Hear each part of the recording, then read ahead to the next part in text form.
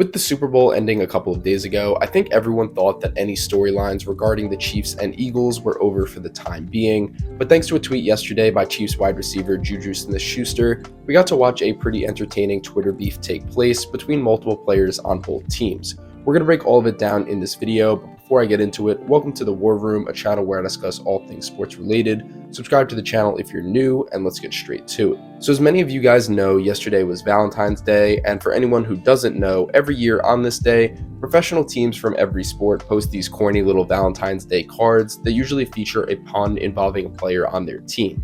Well, out of nowhere, Juju decided to post one of his own. The card featured a picture of Eagles corner James Bradberry that read, "I'll hold you when it matters most." Of course, this is referring to the holding penalty called on Bradberry that took place in the final 2 minutes of the Super Bowl, which gave Kansas City an automatic first down and set up the easy game-winning field goal.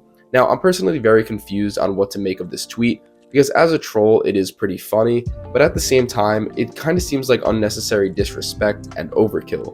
James Bradberry handled the situation as a professional. He admitted to the holding and made it clear that he made a mistake. So I think it looks bad on Juju for completely embarrassing the guy out of the blue for no reason at all. I always thought that trash talking after you've already won is a weak move, and as Luka Doncic famously said, everybody acts tough when they're up, which I agree with.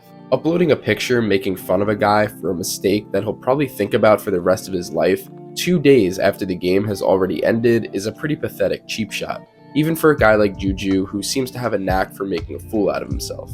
But Bradberry's teammates had his back.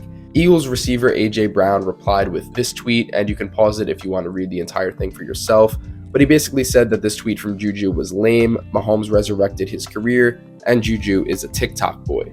Judging by the reaction, it seems like this tweet alone was enough for Brown to win the Twitter beef between these two. There was really no coming back from that for Juju, so he replied with this. Patrick Mahomes then joined in on the action, implying that Brown must be bored, in which Brown replied in this now deleted tweet saying this. Eagles safety CJ Gardner-Johnson joined in on the fun as well.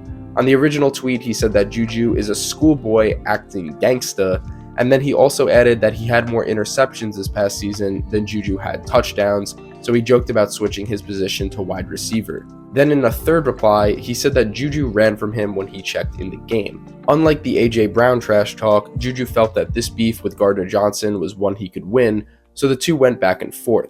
Smith-Schuster said that when he was running to the sideline, it was to call Javon Wims.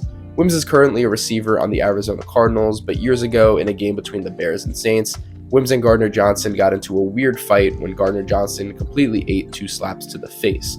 Then in the final tweet of this beef, Juju had this to say. This isn't the first time that Juju has ruffled some feathers after stirring the pot on social media.